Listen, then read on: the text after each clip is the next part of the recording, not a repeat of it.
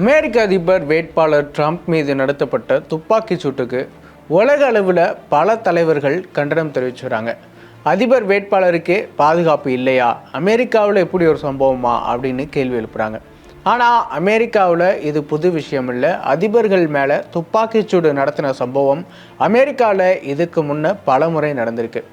America உருவான 1776 இது வரைக்கும் இப்படி பல அதிர்ச்சி சம்பவங்கள், அதாவது அதிபர்கள் மேலே, முன்னாள் அதிபர்கள் மேலே துப்பாக்கிச்சூடு நடத்தப்பட்டிருக்கு.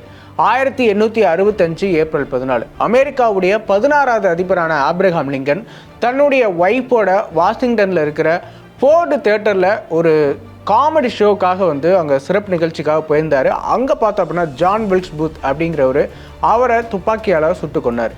அதாவது எதுக்காக அவர் கொண்டார் அப்படின்னு பார்த்தோன்னா, கருப்பினத்தவர்களுடைய உரிமைகளுக்காக ஆப்ரஹாம் லிங்கன் போராடியதற்காக ஆப்ரஹாம் லிங்கனை அவர் சுட்டு கொல்லப்பட்டதா அந்த நேரத்தில் கூறப்பட்டது. 1865 ஏப்ரல் 26 வர்ஜீனியாவில் இருக்கிற அங்கே இருக்கிற ஒரு கொட்டகையில் மறந்திருந்த ஜான் வில்க்ஸ் பூத்தை அதுக்கப்புறம் அவங்களும் அமெரிக்கா உளவுத்துறையுமே சுட்டு கொண்டாங்க. 1881 ஜூலை 2 அமெரிக்காவோட 20வது அதிபரான ஜேம்ஸ் கார்ஃபீல்டு வாஷிங்டனில் இருக்கிற ஒரு ரயில் நிலையத்தில் நடந்து போயிட்டு இருக்கும்போது சார்லஸ் கிட்டோ அப்படிங்கிற ஒரு ஆளை சுட்டு கொல்லப்பட்டார். படுகாயமடைஞ்ச அவர் 1881 செப்டம்பர் 19 உயிரிழந்தார். இவர் அமெரிக்க அதிபராக 6 மாதங்கள் மட்டுமே பதவி வகிச்சார் அப்படிங்கிறது கவனிக்க வேண்டிய விஷயம். 1882 ஜூனில் சார்லஸ் கிட்டோ குற்றவாளி என நிரூபிக்கப்பட்டு தூக்கிலிடப்பட்டார். 1901 செப்டம்பர் 6 அமெரிக்காவுடைய 25வது அதிபரான வில்லியம் மெக்கன்சி நியூயார்க்கில் நடந்த ஒரு பொதுக்கூட்டத்தில் உரையாற்றி முடிச்ச பிறகு மக்கள்கிட்ட கை கொடுத்து பேசிட்டு இருந்தாரு. அந்த நேரத்தில் அவர் துப்பாக்கியால் சுட்டு வீழ்த்தப்பட்டார்.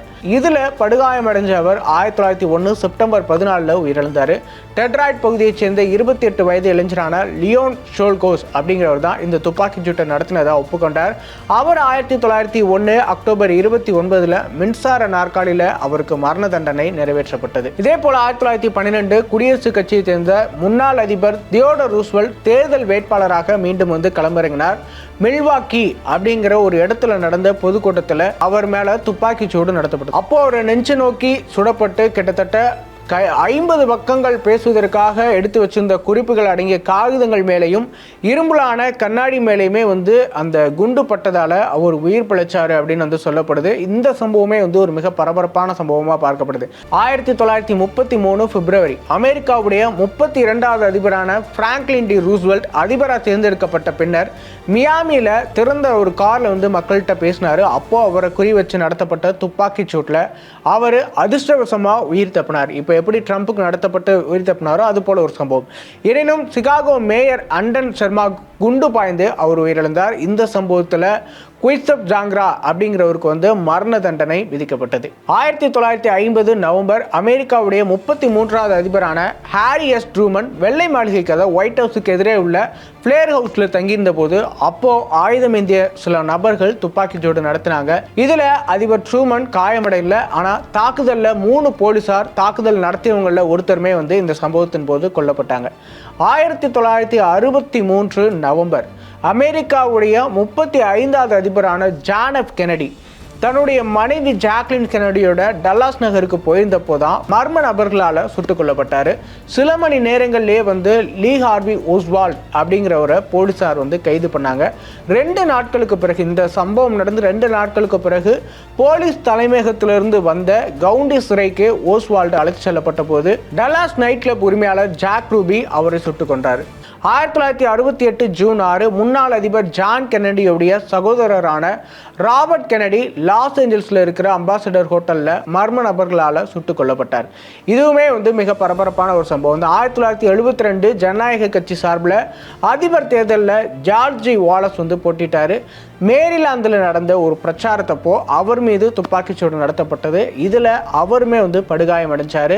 இந்த சம்பவத்தில் ஆர்த்தர் பிரேமர் அப்படிங்கிற ஒரு குற்றவாளியாக அறிவிக்கப்பட்டு சிறையில் அடைக்கப்பட்டார். பின்னர் அவர் 2007 விடுவிக்கப்பட்டார் அப்படிங்கிறதுமே கவனிக்கத்தக்கது. இதே போல 1975 அமெரிக்காவுடைய 38வது அதிபரான ஜெரால்டு போரை கொலை செய்வதற்கான முயற்சியும் 2 முறை செய்யப்பட்டது. எனினும் இந்த 2 தாக்குதலில் இருந்துமே அவர் தப்பியிருக்காரு.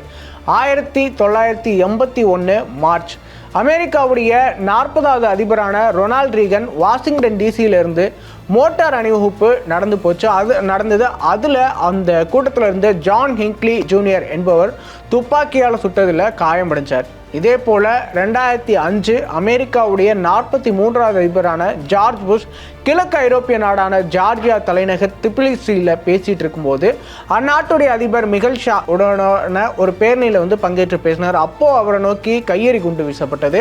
இந்த கையெறி குண்டு வீசப்பட்டதில் அதிபர் ஜார்ஜ் புஷ் அதிர்ஷ்டவசமாக உயிர் தப்பினார். அவருக்கு பெரிய அளவில் காயங்கள் ஏற்படவில்லை. இதற்கு பிறகு 2024 ஜூலை 13 அமெரிக்க அதிபர் தேர்தலில் குடியரசுக் கட்சி வேட்பாளராகவும் முன்னாள் அதிபராகவுமே இருக்கிற டொனால்ட் ட்ரம்ப் மீது துப்பாக்கிச்சூடு நடத்தப்பட்டது. இதில் அவர் பலத்த காயமடைஞ்சிருக்காரு. இருந்தாலும் அவருடைய உடல்நிலை இப்போ சரியாகி மீண்டும் தன்னுடைய பணிக்கு வந்திருக்காரு. இந்த மாதிரி அமெரிக்காவுடைய வரலாற்றில் பல சம்பவங்கள் இது போல நடந்திருக்கு அப்படிங்கிறது கவனிக்கத்தக்கது.